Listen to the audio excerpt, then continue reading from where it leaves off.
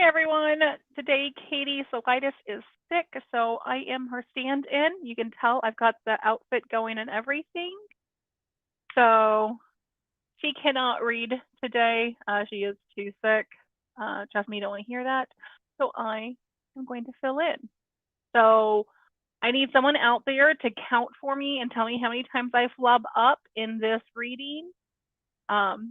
And of course, you guys know we are now past the scene where Sage has talked with the other magical beings. She's gotten to know some of them a little bit. She's at least been introduced to them, and they are out. They are all now looking for whodunit. So we are on to chapter 24. We're going to be reading 24 and 25 today. You guys don't mind me if I stop and take coffee sips along the way? And let's get to it. She's got her book out. Oh, and if you have your books, of course, go ahead and pull them out now and read along with me. Chapter 24. If I have to be stuck with you, let's get one thing straight. Sage crossed her arms, standing rigidly in front of his bike, silently daring him to say something jerky. And that is, Gray reached past her to grab his helmet. You treat me with respect. No more lies, no more games. I thought you liked games. At least that's what it said in your file. He swapped the helmet for his fedora. A vast improvement, she thought. Maybe he'd wear it all the time.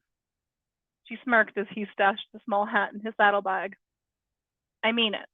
You be straight with me. We're supposed to be a team here. If I can't trust you, okay, fine. No games. He held out a helmet for her to put on. And what happens after you learn all the truth? Will you run and hide? Because our world can be a scary place. Sage sighed. She's speaking a foreign language. How had wanting truth become an invitation to insult her further? I'm not a coward, but I do need a reason behind my actions. Motivation based on facts, not lies and manipulation. Look, for what it's worth, I'm sorry. Gray sounded genuine, but she still couldn't trust the man. That apology came too quickly, especially after he'd already sworn he would never say it. That's one. Whatever. She swatted his words away like a fly. But I mean it. I need to know I can trust you when we get back in there. I'm a Boy Scout, remember? Gray shook his helmet again, reminding her to put it on. She knew better this time, to hold on tight as Gray took to the street. His motorcycle might have been made to hold two people, but she felt like she'd slide off the end if she weren't clinging to him. So, explain something, Sage asked as they pulled into the parking garage. The classes, the magical groups, whatever they're called. Does that mean there are only 3 types of magic? Yes and no. Good answer. Back to pulling teeth again. Getting answers were so much easier from books. Too bad she left the ones Devin had loaned her back at her apartment. Give me a minute to sum it up, will ya? Gray pulled off his helmet and replaced it with his fedora. This isn't something with a simple answer. In your own time, then. She took her helmet off. During the ride, her hair had turned into a lion's mane. As she waited for Gray to answer, she quickly wound it into a high, messy bun on top of her head. There are 3 base classes of magic, he counted off on his finger. Elementals can control and manipulate the element, so like earth, air, fire, water, metal, and so on. They can remake what's already there. Ethereals can create something from nothing. Did you watch Nyx make the barrier protecting Devin's gym? Sage nodded. That had been the most spectacular show of magic she'd ever seen. Okay, so you have the second class. He continued to list on his fingers. Third are the shades. They work within the realm of the unseen. Some are living shadows, as represented by Sylvia. But they're also much more than just darkness. They're the most unknown element of magic. They're the ones that can creep into your mind. They can hear thoughts, manipulate desires. Probably the most powerful of all, which is why we know so little of what they're really capable of. And she was immune to it all, thanks to God, or the mother. They worshipped a goddess. Made a mental note to remember that. Gray closed up his hand and turned his wrist over, revealing his mark. Just like the Tree of Life is our symbol, it's a roadmap of how the branches of magic have evolved. From the roots all the way to the crown, you have a base that branches out hundreds of different directions. He ran his finger along the pattern, following it outwards, the circle of leaves surrounding it. From those base classes come all the other levels of magic creatures. Some, like Devon, for example, have magic woven into their very DNA. From the shade branch of magic, his people have developed the innate ability of true sight. He may not have much in the way of active magic, but he can see what is not seen. Glamours don't affect him. And I'm sure you've seen how he can appear where he wants to at will. It's a cloaking magic. So Devon belongs to the shades. And what about Quarn? Isn't that obvious? Gray laughed. Elemental? She said cautiously. He's a creature of water for certain. You might call him a merman, though I don't know what a creature like him would be doing living in the desert. Well, I certainly wouldn't want to call Lake Mead my home, Sage replied. His kind cannot be away from water for too long. I doubt he lives here full time. My guess is he, like many others, is desperate to find this seed. Now that the word is out, how are our people supposed to protect this kind of stuff? Gray hesitated before answering. We rule partially based on fear. Rule? Bad choice of word. He looked to the ceiling as if it might provide him a better answer. More like, we are respected for a position. Same idea, prettier word. But rather than call him out on it, she waved him on, hoping he'd get to a better point. Look, we can't be harmed by their magic, and we have the distinct advantage to see through their glamours. We're also very well trained. Our people are here to make sure there is peace. That peace often comes at a price. Upholding the law is not always pretty. You're sounding less Boy Scout and more vigilante by the minute. At least the vigilante. What do we do to those who break our laws? Magical laws, Gray corrected, not our laws. Okay, whatever. Semantics, really, but she wouldn't get anywhere arguing over minutia. So, prison for the accused? We have facilities able to hold criminals until sentencing. Death. Gray nodded. Yes, the crimes are dire enough. So we are the absolute law. I can see why people would be fearful. With great power comes, do not feed me that cliche, Sage groaned. Comic book level thinking. That kind of thing gave people warm and fuzzies about power and responsibility. But the truth always came down to the fact that most people were self-serving bastards. Absolute power leads to corruption. Who polices us? Every year, the leaders of each class come together to discuss grievances. Seems as if our people are too comfortable in their authority. Sage didn't feel any better than she had before about Asset. Maybe if she were working under a leader like Mark and Phoenix, but everything she'd been exposed to in the Las Vegas agency left a bad taste in her mouth. If the weapon was used by one of our own, then I would say so. But remember, we couldn't have used it. Someone from one of the other races would have had to act as an accomplice. That mystery had them all stumped. Someone within the organization had allowed a magical weapon of immense power into enemy hands. Anyone have a grudge against the vampires? Sage asked, figuring that would be the place to start. Vampires are dubious by nature. There's probably a line of people who'd love to take a swing at any one of them. He led the way as they headed for the elevator. But our first order of business, to make you look like the prodigal daughter. Ava will want to talk to you about your return. I don't want to talk to her, Sage groaned. She runs this place. You have to follow protocol if you want to be taken back, even if it's under false pretenses. Sage plastered a fake smile on her face and stepped into the elevator. At the top, the doors parted. She held her breath, expecting to smell the stench of death. The last time she'd been there, the carpet had run red with blood. But now, it showed no signs of the battle that had taken place. Everything had returned to business as usual. People milled around, walking between offices. Some were heading toward the back hallways. Ava was walking out of her office as they headed toward the empty reception desk. She stopped dead and locked eyes with Sage. A satisfied grin ticked the corners of her lips. You're wasting your time with this one, Mr. Maddox. I've convinced her how dangerous it is to be alone out there, Bray replied with a simpering, I'm a good boy tone. He didn't seem like a kiss-ass. And if this was his way of acting, Ava would surely see right through it. I don't need to deal with waffling newbies. Sage grinned. You're a Ava speared her with a look of dominance. You hear me, Miss Cynwrig? Cynwrig? I can read. She'd offered to remove the stick up Ava's dark places, but doubted that would help their situation much. With all the self-restraint she could muster, Sage replied calmly, You've given me no choice. Please understand what this has been like for me. Understands? Ava shot back at her, slamming a fist on the desk. I have no fewer than 10 dead agents to deal with and locate their next of kin to bring in and train before they too are turned dark. A vampire uprising to quash. Repairs to our facility to arrange, and not to mention all the day-to-day complaints of my staff. You think I'm their personal den mother. Understanding is the last thing I have time to do. I need agents who can do their job so shit like this does not happen again. I'll only ask you this one last time. Are you prepared to do your duty? Because if not, we'll locate your next of kin and make sure they are brought in after your death.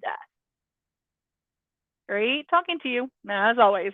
Sage saluted and was about to turn on her heel when Gray snatched her by the arm. I'll take personal charge of her training. Assign her as my partner, and she can learn on the job. My two biggest troublemakers together, Ava laughed, but failed to convey amusement. Oh, this should be fun. Her tone, married with that angry glare, was nothing short of menacing. Fine. You're assigned to North Town tonight. Ava ripped a pencil from its perch at her ear and scrawled something down on a notepad. I want you to see the vampire covens personally. White flag and all. You let them know we are not assigning blame at this time. Truth. We were hit, same as them. Licking our wounds and counting the dead. Make sure they understand and try to get them to talk. Gray's lip twitched. The look on his face was that of a man who wanted to protest, but knew it wouldn't do much good. You sure that's a good idea for a newbie? He said the words casually. There was definitely weight behind them. Did I stutter? Ava barked, without so much as a second's pause to consider what he'd said. White flag, truth. This is an easy one for a seasoned agent like you. Get to it. They were being sent into a war zone. Gray didn't need to spell that fact out to her. Truth or not, anyone crossing enemy lines was at risk. And vampires? Weren't they the ones who could actually hurt the Terras? Was Ava trying to get them both killed? Or was this meant as trial by fire? I'll have her suited up and ready to go out this evening, Gray replied, and loosened his grip on Sage's arm. He shook his head, a silent warning for her to not open her mouth and start an argument. She grudgingly agreed, biting her tongue. Miss Cynwrig, Ava called out before they'd had a chance to escape. Sage looked over her shoulder at the director. You made the right choice coming back. Once you lose the chip on your shoulder, you'll see. Sage smirked and turned to walk away with Gray. That went well. Better than expected. His tone didn't match his sentiments as he led her away from the main lobby. Is she always such a bitch? Sage hadn't meant to say that out loud, but the thought escaped from her mouth too fast to stop it. She looked back to make sure no one had heard. Gray had. She has a reputation for not allowing anyone to get too close to her. You should see how many assistants she's burned through. Seriously? Sage nearly choked on her breath. If she could use magic, maybe. Ava's a woman I wouldn't want to cross on a bad day. Thank the gods for making her a Terra, Gray chuckled. Were her assistants Terras, or were they... Sage wondered aloud. Ava's? No.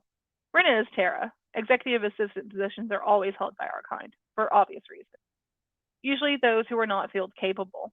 We have to keep our secret, he added to make sure she understood. Most of the unagented positions are for specialists, like Devon, but some of the inactive magic races are clerical, like the trolls in our accounting department. So then what's our play? How do we figure out who could have had access to the... Sage lowered her voice. Speed. Play it cool for now. We need to make sure everyone sees you here as someone meant to be here. We don't need someone raising an alarm if you're spotted somewhere you shouldn't be. We're going to go through the motions and swear you into the order. That sounded suspiciously like a double cross to Sage. She was supposed to appear to be an agent, not actually swear an oath. She opened her mouth to protest, but before the words came out, Gray walked her into an office that looked more like a storage closet than an actual workplace. Hey, Rena, I need you to get this one in the system. From behind a large pile of folders, Rena poked her head out. Sage, I'm so glad you came back. I was worried something I'd said had set you off. You should have seen how mad Ava was. She rushed past the stacks and threw her arms around Sage. But thank the mother, right? I mean, you had to come back. You're Tara. How could you not? Way too friendly for Sage's liking, especially having only met the girl once before. They'd commiserated about lost parents over a cup of coffee, but don't really deserve this tight of a hug. Sage tried to pull away. After an awkward moment, Rena released her. Sorry, I'm a hugger, especially when someone just saved my job. She chuckled nervously. Ava was really that mad? Sage asked. Rena looked around. You see my new office? You tell me. Yay, we're all excited for this happy reunion. Can we get to work now? Some of us have a patrol tonight, and I can't wait around all day. Gray's interruption broke the awkwardness perfectly. Finally, a good use of his turgid personality. New recruit paperwork. I'm on it. Rena turned to a towering stack of files. As she lifted her arm to pull the file, Sage noticed the bracelet Rena wore, which covered the markings on her wrist. When she had time, she was going to hunt down one of her own. It'd be easier than explaining her marking all the damn time. Rena was covered in tattoos, and that camouflage probably ensured she never got a second look at her Terra brand. There was much nicer art on her other arm, a full sleeve with symbols of all manner of magic running up from her wrist all the way to where the sleeve of her shirt fell. Lost in thought, Sage failed to follow the conversation going on in front of her, and when silence accompanied she such curious eyes, she was left smiling stupidly, waiting for a verbal cue. We need a sample of your blood, Gray said in annoyance. Follow Rena. Sage did as she was told, and walked through a doorway into a small infirmary. Sage took a clipboard in hand. Rena took a clipboard in hand and began rattling off questions about health and medicine, asking more personal questions than Sage cared to answer in the presence of a total stranger, or Gray for that matter. She finished the questions, then held out a tablet for Sage. Fingerprints. Follow the instructions and let me know when you're done. Rena turned away the moment Sage took the tablet and booted up a computer on the desk set along the wall. Seems like only yesterday I sat right there where you are, Rena talked as she tapped the keys. My father used to tell me all kinds of bedtime stories about shadow creatures, great giants, dragons too. When I found out they weren't stories, I was beside myself. Gray excused himself for a moment, promising to return before they were done. Sage listened to Rena talk, mumbling, whenever a natural pause in her conversation needed it. Well, the dragons have yet to be proven, but I still hold out hope, Rena continued. I love magic. Proof that the world is better than we ever dreamed. Sage swiped each of her fingers multiple times on the tablet sensor and waited as it recorded all 10 of her fingers. Right. Done. Rena turned and held her hand up to take the tablet. What sucks about it all is that despite the good being done to keep the peace, there are always those out there abusing magic. That's why we do what we do, right? Sage asked. Unfortunately, yeah. A tear glistened in Rena's dusty blue eyes. As much as I love magic, I'd rather have my father around. In a perfect world, asset wouldn't be necessary. Nothing is perfect, but I guess that's the point, really, Sage agreed. But if we do our job, we can help make it a little better, right? You sound like you've seen the light, Rena's smile brightened. Glad to have you on the team.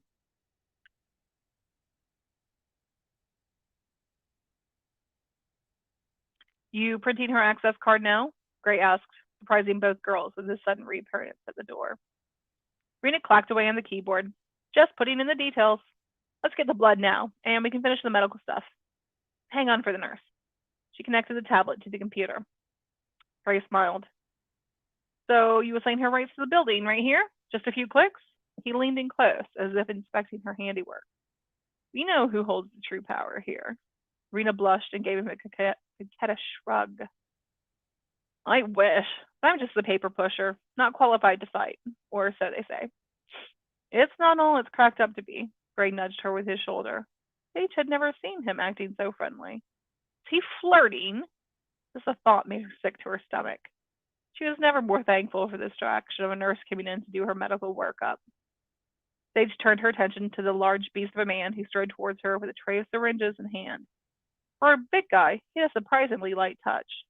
He didn't say much, save for a few words about soreness, and to let her know she might feel a bit groggy after the shots. He drew blood and then injected her with a concoction of who knows what. The nurse came and vanished like a ghost, moving so quickly that when he left, she couldn't remember the look of him or what name he'd written on his badge. All done, Rena said triumphantly, and handed her a key card on a chain. Just need to be sworn in with Ava, and you're officially an agent. She faltered with the last name. Thanks. Sage took the badge and hung it from her neck. Off to wardrobe now. Gray shuffled her towards the exit. Thanks, Rena. We'll let Ava know you took good care of us. Please, anything to get off the naughty list. Rena waved them off. You know her well? Sage asked when they got out of earshot. Nope.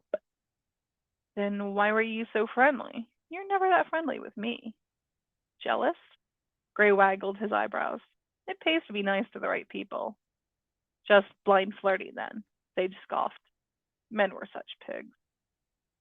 Whatever it takes to make sure she wasn't paying attention to the keys being clicked. He quickened his pace, forcing Sage to jog to keep up.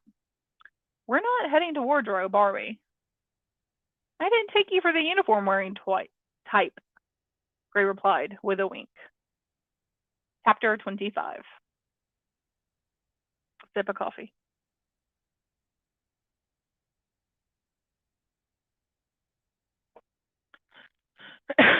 Sage had always been ushered straight from the parking garage to the top floor, skipping everything in between.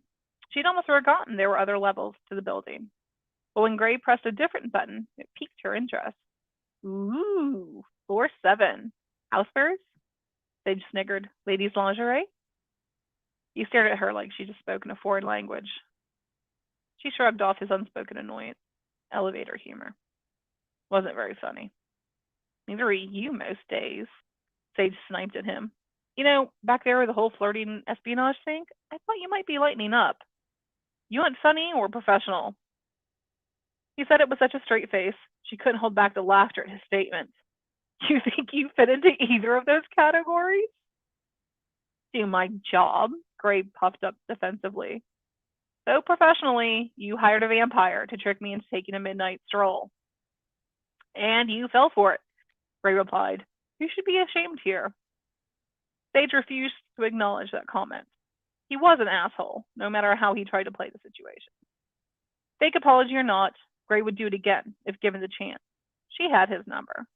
Knowledge was power, and he'd given her enough education to make her wary of taking anyone at face value.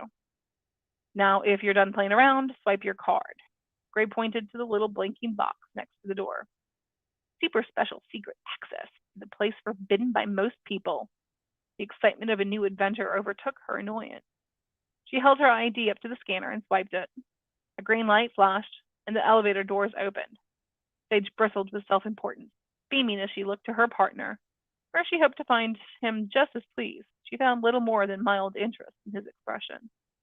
Suspicion replaced the momentary sense of accomplishment. He is playing her again. Damn it! I thought you said all agents have access to the archives. I did. We do. Gray brushed past her through the gaping elevator doors. I still needed to see if your card worked. Could he be any more annoying? As if his mission in life was to piss her off. You did that on purpose, didn't you? Make sure you had access to the building? Yes. Gray continued down the hallway without so much as a glance over his shoulder. Keep walking. The offices on the 7th floor were more like dungeons, filled with prisoners chained to their inboxes. Gray led them down one hallway that branched off at a T and took the left path, though neither looked any different. This part of the building had a very labyrinthine vibe working for it, and given the creature she'd already run into, it wouldn't have surprised her to see a talking worm meant to lead her down the wrong path. The Goblin King will be in the castle beyond the city, she recited, more to amuse herself than to start up another conversation with Gray. And here's the bog of internal stench, Gray pointed to the bathroom door as they passed. I thought joking was unprofessional. She wanted to laugh, but wouldn't give him that satisfaction. He stopped short at a door with a keycard entrance. Care to do the honors? By all means, don't let me have all the fun. Sage wasn't about to let him play her again. This time, you'll need to. Gray held his hand out. Sage ran her new card through the scanner, and then when the light turned green, she let out a nearly silent yes. Proud of yourself? Must be hard, sliding your card. Shut up. Teamwork. She reminded herself, taking her frustration out on the door, pushing harder than necessary to open it. Punching him in his annoying face won't help our cause just yet, but when this is over. Vastly different from anywhere she'd been before, the room held ranks of computer towers, all linked by cables and wires. The air had changed as well, noticeably better smelling and cooler than in the hallway. Server room. Gray answered her unasked question. The best way for us to log into the database without drawing too much attention. But what will we be seen on cameras? Sage asked. I'm giving you a tour of the facility, he replied. When trying to get away with something, it's always best to act like you're not doing anything wrong. Gray headed towards a single computer station at the end of one of the many spiderwebbed rows of cables and computer equipment. Tapping a few keys, he brought the screen of an old CRT monitor to life and began moving through files faster than Sage could keep up. She wondered how often he'd done this in the past. Only a practiced hand would know with such precision where to click and what codes to enter. Had he feigned not knowing about the weapon? Or was this the reason he'd been assigned newbie duty? Be nosy. If that were the case, Ava would already be aware of his computer hacking capabilities. Sage's nerves prickled with suspicion, and Gray had already given her reason not to trust him. But she trusted Devon and doubted he would send her on a mission alone with Gray if he suspected the arrogant agent of being corrupt. Where was her damned easy button? Who should she trust? So many questions. At the top of her wondering mind sat a desire to know what Gray would find as he searched through the files. We all log in our own journal entries on cases we work, Gray explained, as he continued to open up and read files before closing them just as quickly. If anyone had the weapon, it should be noted somewhere. I'm searching for keywords and agents that are associated with them. She looked around nervously, searching for a flicker of camera lights or movement in the shadows, afraid at any moment someone might see what they were up to. She'd not yet seen the prisons here, nor did she want to. Curiosity trumped fear. And learning about the weapon and its guards definitely tipped the scales. Didn't my mom have it for a time? She was on the team sent to bring it back to headquarters. Sage offered. Her hand found its way to her heart, feeling dependent just under her shirt. Last name? Gray asked. Cynwrig. He typed the keys, but when her mother's name appeared on the screen, a passcode request popped up too. Gray entered a few different codes, but each returned the same error, blocking them from access. He growled with frustration. He balled up his fists as if to pummel the computer into obedience. His arms trembled, but he did not strike. With a defeated sigh, he said, no luck. Do we know anyone else who was on the team? Sage asked. Gray tried a few more names, but she didn't recognize any of them. But each one he pulled up was locked in the same way as her mother's. Without admin-level access, we're not going to find much. Certain that hidden cameras were watching her every move, her first instinct was to give up and get the hell out of there. This was her best shot at answers, and she knew someone who might have the kind of access they needed. Sage pulled out her phone and said a silent prayer she wasn't making a horrible mistake. What are you doing? Gray asked. Seeing if I can get us access. She dialed Mark's number and waited for the call to connect. Sage, it's good to hear from you, Mark began to say. No questions asked, please. I'm calling in a favor. Sage hoped to convey with her tone the dire need she had for him to just comply. She had made simple requests over the years, but they had been for trivial problems, like needing a ride home after drinking too much at a party and avoiding the wrath of her mother. This request, she knew, would trump them all. Anything, Mark replied, with a casual tone honed from years of practice. She took a deep breath, holding it in for a moment before releasing it with her request. I need your admin password for Asset. Nope. His answer came with no hesitation. Seriously, I can't tell you why, she urged with whispered tones, wondering what might work to convey the reality of her need without so much as saying it out loud. You know me, Mark. I wouldn't ask if I weren't desperate. There are things you should not see, even with what you know now, he answered. The time for keeping secrets is over. Your silence has placed me in the middle of danger. The wolves are closing in, and I need a bone to throw at them, or I'll be their next victim. I'm asking as your... Your daughter. Honey, you're like my daughter in every way possible, but I can't. I'm trying to protect you. You sounded as if you were sorry, at least, but it was still a denial. If only you knew how wrong you were, Sage sighed. Goodbye then, Mark. She hung up the phone before he could throw out more false promises with no truth. How could his silence protect her? That's what had landed her in the middle of this mess in the first place. All he'd had to do was come clean when she was in Phoenix. He'd had so many opportunities, but let her walk away all the same. Why did you do that? You just put him on alert. They'll be looking for someone accessing records now. Gray all but yelled at her. He kept his voice low enough, but the accusation was still there. I thought, Gray grumbled with disappointment, more at Mark than herself. It was a good plan. She thought her connection to Mark was stronger than that. He always promised to come to her aid, no matter what. More lies. It seemed all things associated with Asset were lies. No wonder the whole of the magical population had a grudge. Mark was supposed to be better than the rest, but even he had proven false. I'm not sorry, she glared back at Gray, daring him to talk crap. She'd taken a shot, and she'd failed. But at least she'd been willing to try. If he wanted to be snarky, she'd give it back in spades. We'll just have to find another way to look at the records. Gray gritted his teeth and turned his attention back to the screen to continue the search. He could look at the dates the weapon was here and see if anything else strange was reported or logged in. Sage watched over her shoulder as Gray moved through the files. Her phone buzzed in her hand, and when she looked down, she saw Mark calling her. No use in answering, though. He'd already said no. She rejected the call. I'm seeing something labeled sponge, Gray said excitedly. Do you people always use idiotic code words? Sage tapped her phone against her thigh, anticipation making her antsy. Didn't matter what stupid name they called the weapon, as long as he was able to find out the information. Would you prefer it be called Weapon of Magical Destruction? Gray retorted. I might. At least that sounds like something worth looking into. Point made, but we don't want it drawing that kind of attention, even among our own people. Ambiguity has its benefits. Whatever you say, just find it. Every record with the label of sponge is locked. He growled, even louder this time, and slammed his fist on the keyboard tray. Rejected again.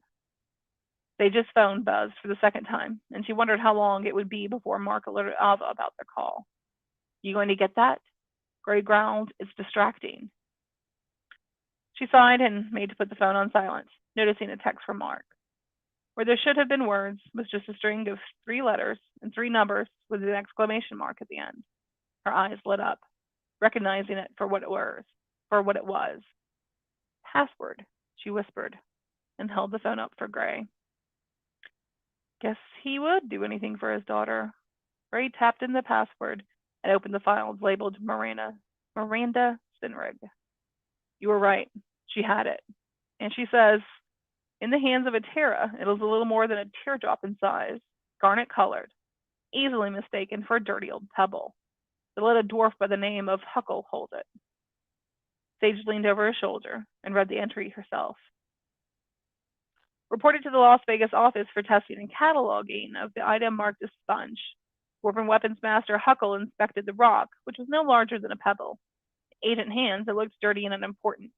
However, once in the hands of the dwarf, the stone glowed orange, as if it burned with an inner fire. He logged it in for testing. The record was date-stamped and then followed by another entry.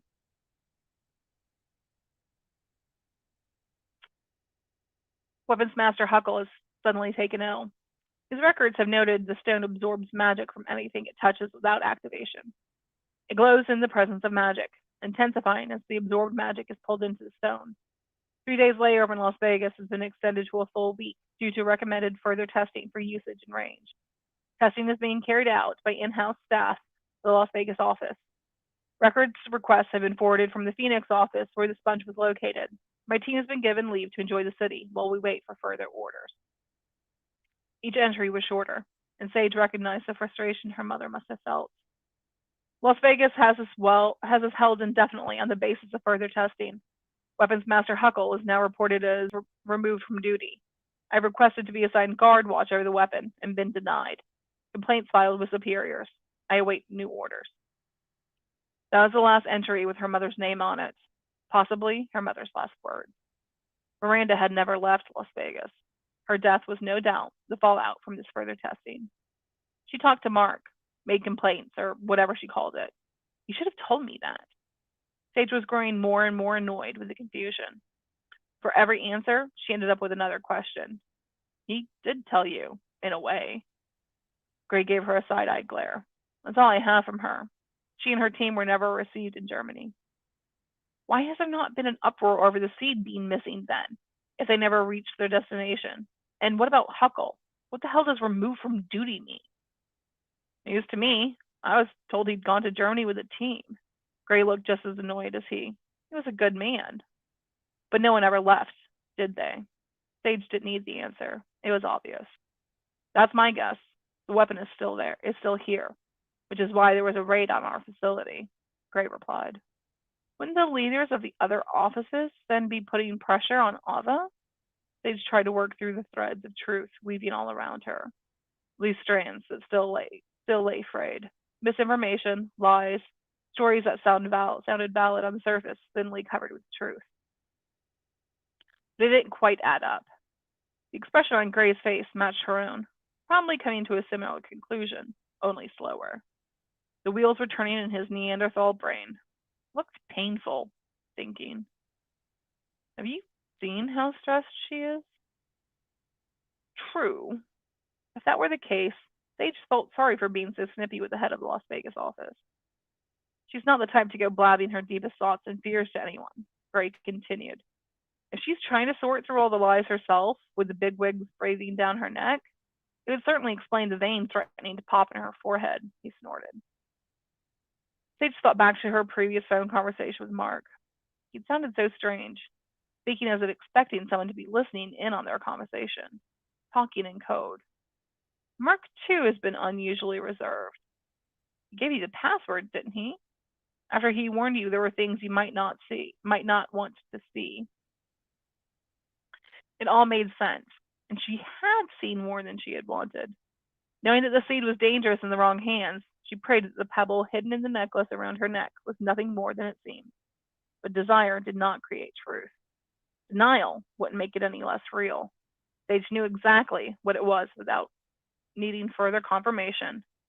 If her mother had felt it was being mishandled, Miranda would have done anything she could to send it away to the safest place she could think of. She trusted Mark with her most precious possession, Sage. So why wouldn't she have trusted him with the weapon?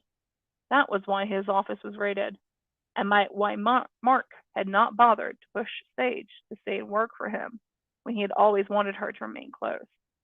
The trail would end with Miranda's death. Even if someone followed her back to the Phoenix office, the weapon would not be there. He'd sent the weapon to Sage, right under everyone's nose, disguised as the knick-knack of a former employee. She was the secret keeper now, and no one could learn the truth. So what now? Sage asked nervously, her hand seeking the chain around her neck again, feeling its weight more now than before. There are other records pertaining to Sponge in here, but those appear to be locked by Alva herself, and I doubt she's in a sharing mood. We're just going to have to do as we were instructed and go talk to the vampires. Is that safe? I know they were attacked and retaliated. Sage didn't want to say it out loud, but the word trap echoed loudly in her mind. Gray shrugged. You have to follow the leads if we want to find the truth. And that is the end of chapter 25. So what do you guys think? Did you see that twisty twist coming? And more importantly, did anyone else count my flubs? I counted 14 myself. You did so good, Rebekah. Thank you, thank you. I told you, having a cup of coffee on hand really helps. No, see, if I tried to read and drink at the same time, I'd probably choke and die.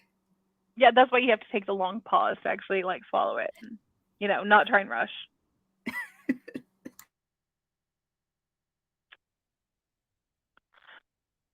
So do we have any questions, comments from our listeners? Rasheen, how did you feel about the super sneaky reading that happened today? I want to know if Joe is changing his mind now on who he thinks is the bad guy, or if he is still dead set. I think Regine has changed his mind. I think Regine's probably flip flopping a little, but today's new bit of information might change things for everyone. Let's face it, this is a big turning point.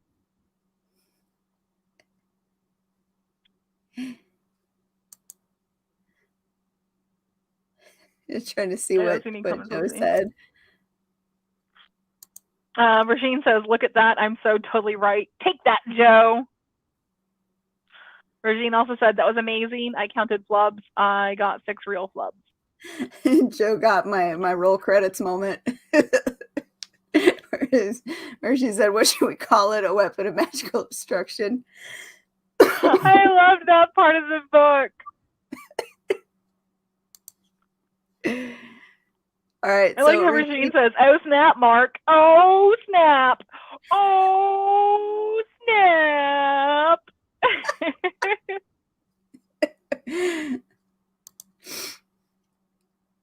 6 real flubs. You tripped up on the name. The last name trips me up too. I'm not gonna lie, like I'm also sick, but mine's mostly in my nose, so trying to say some words wasn't really working, which is also why I replaced a few words as I was reading. Because I knew my semi-stuffed nose was not going to allow me to say that.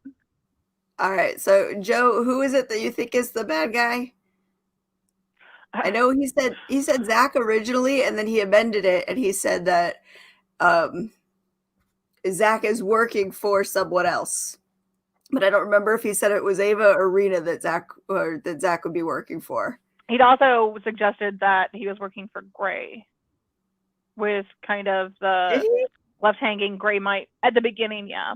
At the beginning, okay. And then Regine, who do you think is the bad guy? I think he said Ava. I'm trying to look for the comment. I like how Regine also said devious. Gray might actually be non-terrible. Regine, trust me, Gray's terrible. Gray needs to be punched in the face. He does deserve a punch in the face. He does. Oh, here we go. Yeah, he said, "You on the Ava train with Regine? Kinky."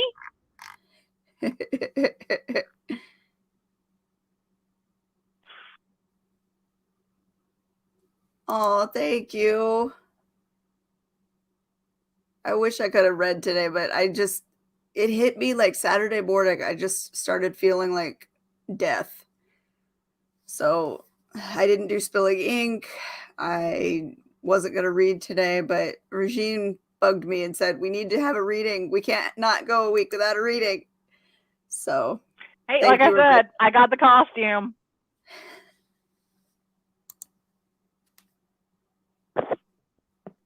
That's perfect. The kitty cat. I got you back. It's for sure Ava or maybe Rita pulling strings behind the scenes. Okay, speaking of Rita, how cringy was Gray flirting with her? It was so cringe. How cringy was it? Was it her, like just going with it? Like she wanted it. It's like, no, girl, this is where you punch him in the face. Hello. Like, have you not met Gray?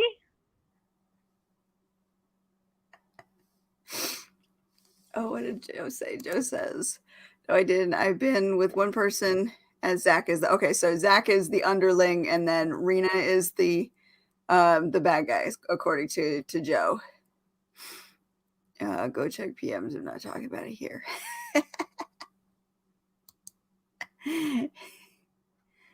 Oh, them's fighting words. What do you say? Oh, he said he needs to, he said in my PMs, he's told me how he thinks that this is the answer, and he's not going to tell Regine. Regine just needs to figure it out for himself, and he hasn't. Them's fighting words.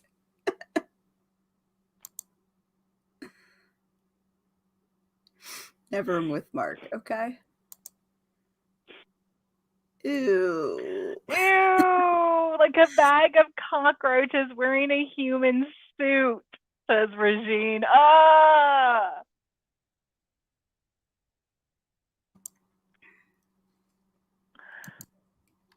All right. Well, since we're at 45 minutes, we should probably call it. Yeah, Hopefully by we should next probably week call it. we'll be feeling better. Thank you, Rebekah. Always. Thank you. Thanks for Thank allowing you. me on.